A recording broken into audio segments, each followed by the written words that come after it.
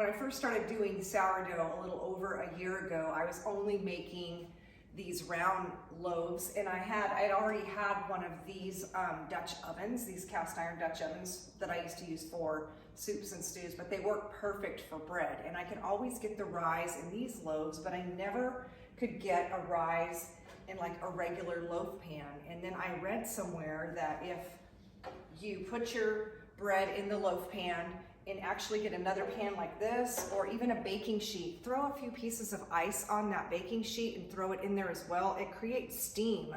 And then I started getting, when I would do that, I would get these really large loaves. And I think that's what really helps when you're using a lid like on the cast iron, is because steam creates in there, and you cook part of your loaf with the lid on and then part of it with the lid off.